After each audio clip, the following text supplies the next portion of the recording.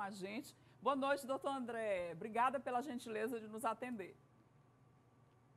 Boa noite a vocês, também boa noite aos telespectadores. É um prazer estar aqui com vocês.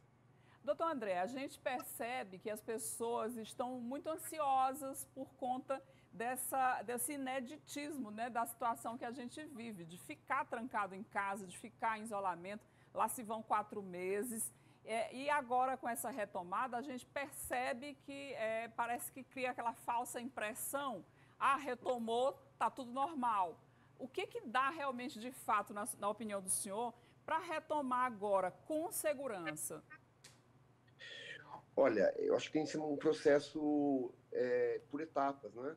Primeiro, logicamente, o comércio, né, que é um tipo de atividade que tem um risco menor de haver transmissão, se limitando o número de pessoas em cada estabelecimento, usando álcool gel, máscara, etc. Eu acho que tem alguns outros tipos de atividades, como atividades em academia e bares e restaurantes, que com certeza vão ter que ter um segundo momento, a abertura, em razão de ter uma característica de um risco maior de transmissão, né? Doutor André, mas assim, vamos pontuar algumas coisas. A retomada, o Brasil, como é muito grande, ele tem retomadas diferenciadas. Aí em São Paulo já está bem mais avançado do que aqui no Nordeste, especificamente no Piauí. Na próxima segunda-feira é que a gente vai começar a retomada de shoppings, uma retomada mais abrangente do comércio. Então a gente percebe que as pessoas ficam um pouco confusas, né, de como se comportar. No comércio, por exemplo, o que a gente pode fazer para tentar fazer as nossas compras, mas com segurança, com tranquilidade? Olha, é muito importante, porque essa questão de voltar às atividades não significa que a doença parou de existir, conforme você mesmo colocou no começo, né? Pelo contrário, o que se espera é que com maior circulação de pessoas, é, exista até uma recrudescência, um aumento no risco de haver transmissão. Com esse tipo de situação, as pessoas têm que reforçar as medidas de máscara o tempo todo que estiver fora de casa e o uso de álcool gel nas mãos. Nas lojas, a distância, qualquer lugar que tiver, tem que ser mantida em torno de 1,5 m, no mínimo, para poder diminuir o risco de transmissão, né? Então, com esse tipo de atitude, a gente espera que o risco seja bastante minimizado. O senhor citou É aí no... importante que as coisas. Pois não. Desculpa. É importante também que as pessoas tenham cuidado ao chegar em casa, né? Então, é importante que as pessoas troquem a roupa, higienizem, tomem banho, né? Para poder higienizar e diminuir o risco de transmissão dentro do domicílio. Mas setores, por exemplo, como academia, salão de beleza. A academia a gente tem uma... Pois não, Montorio, a gente tem uma pergunta sobre esse assunto especificamente, então vamos acompanhar. Ah, sim, olha, boa noite. Queria saber se é seguro voltar, por exemplo, ao salão de beleza e quais são os cuidados que eu devo ter. Doutor André, no salão de beleza, especificamente, a profissional vai ter um contato direto, né, com a cliente. Veja, o salão de beleza é uma situação particularmente complexa, né? Por quê? Uma proximidade muito grande, o toque físico, não é? Então é fundamental haver o uso da máscara e, inclusive, talvez até daquele protetor facial, que a gente chama de face shield, que é um acrílico que fica na frente da face, né? Para proteger um pouco mais além da máscara. Outra coisa é o seguinte, tem que ser higienizado toda a superfície que foi tocada por um cliente antes do outro. Então, os aparelhos, as cadeiras, tanto da ginástica como da academia, desculpa, do salão, tem que ser totalmente higienizadas as superfícies, né? Então, são uma série de medidas que são necessárias. Logicamente, o salão não vai poder ter o mesmo número de clientes, vai ter espaçamento entre cada paciente. O mesmo em relação às academias, ou seja, vai ter um número menor de pacientes que vão fazer academia no mesmo momento. Tentar melhorar a ventilação. São problemas tanto nos dois tipos de atividade. Especificamente do salão de beleza, doutor André, eu como mulher tenho uma certa dúvida, por exemplo, se vai fazer a unha, né? A gente tem o toque da mão da profissional e a gente sabe, né, que a mão é o principal condutor aí de levar a doença, de passar de uma pessoa para outra. Como é que a gente faz sem ficar com medo nessa situação? Então, a mão, ela é muito importante, mas se ela for higienizada antes de tocar o rosto, ela não transmite, né? Não é a porta de entrada. Porque a porta de entrada são as mucosas, né? Os olhos, o nariz, nas narinas e a boca. Então, mesmo que tenha sido tocada a mão, não é ali que se dá a transmissão, né? Então, a partir do momento que acabou de fazer a limpeza, o trabalho lá com a pintura, enfim, tem que ser higienizadas, lavar as mãos, tá certo? E passar álcool gel ou sabão, né? De alguma forma tem que ser higienizado antes de tocar o rosto. Ah, tá secando O esmalte. o esmalte. Não tem, é, não tem problema. Aguarda secar, mas nesse tempo não toca o rosto, acabou de tocar, de secar, aí tem que fazer uma boa higienização. A gente está vivendo um momento aqui, especialmente no Piauí, em que nos próximos 2 meses deve haver a retomada das aulas presenciais. As escolas estão fazendo pesquisas junto aos pais para saber o que os pais acham, se deve retornar, se não deve. Está tendo muita polêmica em relação a isso. Qual é a opinião do senhor? As crianças menores, elas têm condição de manter a máscara e os cuidados durante uma manhã inteira, por exemplo? Olha, é muito complicado. Todos os países estão tendo muito cuidado com o retorno às aulas. Porque apesar das crianças não terem formas graves, a gente sabe que as que têm formas grandes não agravam tanto, mas a gente sabe também que elas se infectam e transmitem. Então, é uma coisa muito importante ter cuidado nesse retorno. Eu acredito que não existam ainda cidades no Brasil que tenham níveis de segurança para retorno de atividades infantis, porque é uma atividade de altíssimo risco, as crianças têm muita dificuldade de manter o distanciamento social que é necessário. É uma disciplina, né, doutor André, que para a gente, nós ocidentais, ela é muito nova, né, de ficar usando a máscara, de usar o álcool em gel, de tirar o sapato antes de entrar em casa. Tudo é muito novo, né?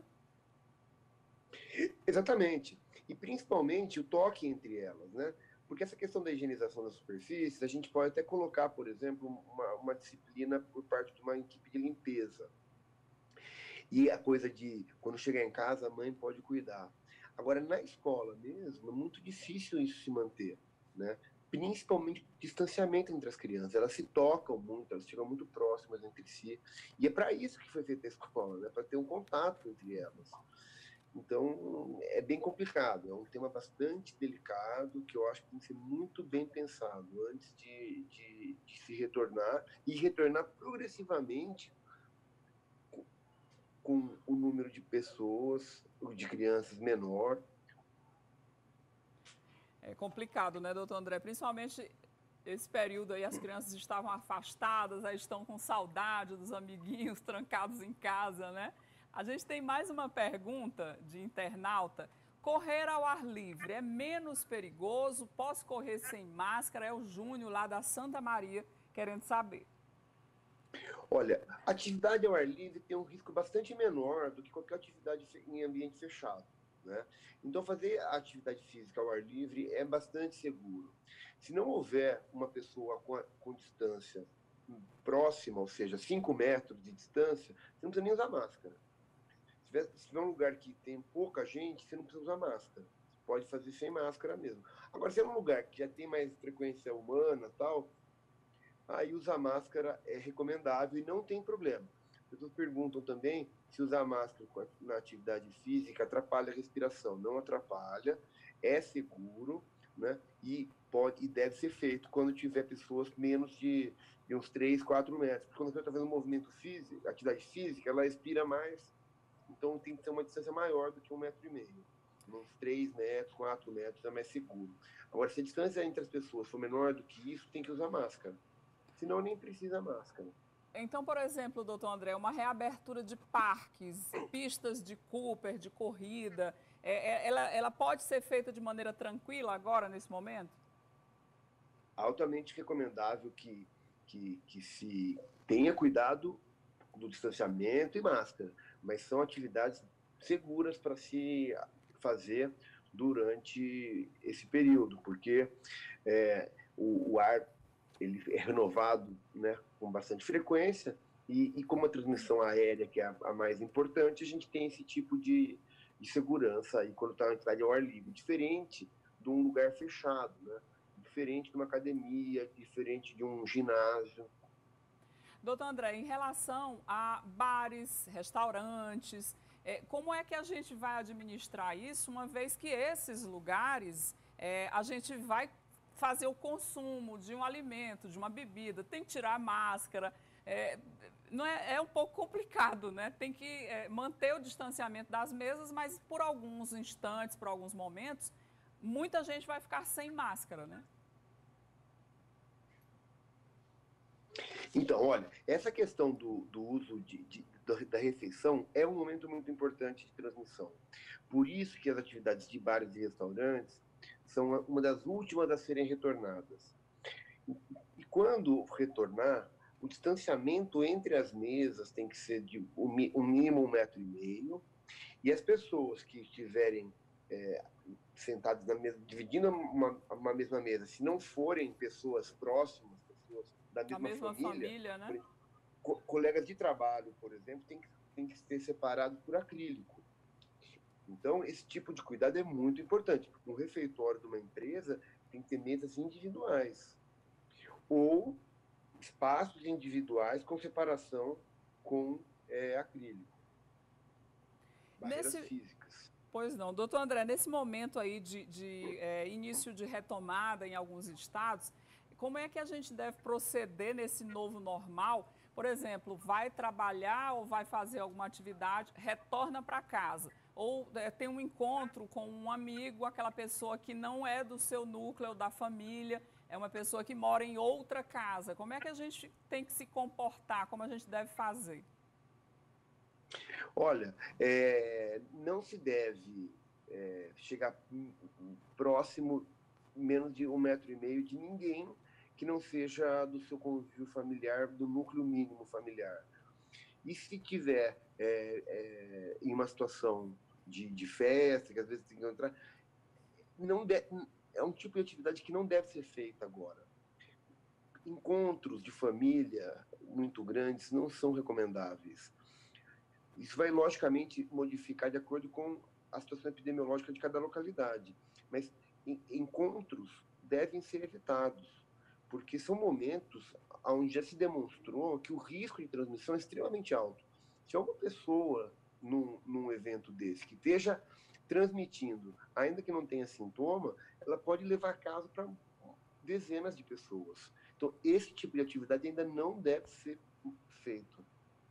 Nesse momento, muitos países, né, doutor André, estão numa disputa para ver quem realmente consegue, em primeiro lugar, apresentar essa vacina de forma segura. A Rússia, por exemplo, o Kremlin disse que quer ser o primeiro país com a vacina contra a Covid. Só que a gente sabe, o senhor da área de saúde, que existe um tempo regulamentar mínimo, né, para a produção dessa vacina. O senhor acredita que esse tempo aí que eles estão falando, agosto, dezembro, a gente tem como ter essa esperança agora, nesse momento, ou é muito cedo ainda?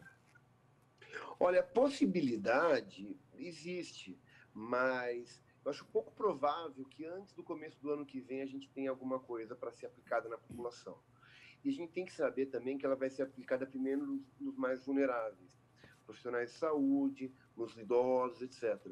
Então, as rotinas elas só vão poder se normalizar após a gente ter uma ampla vacinação, e isso não deve acontecer antes do meio do ano que vem para o final do ano que vem.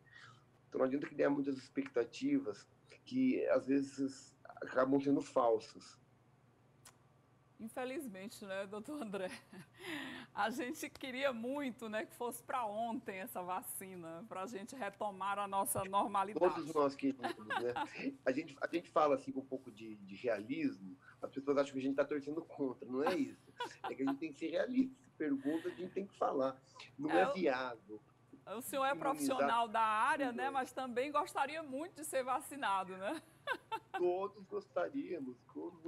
É que não, é muito complicado produzir uma vacina e garantir a segurança dela.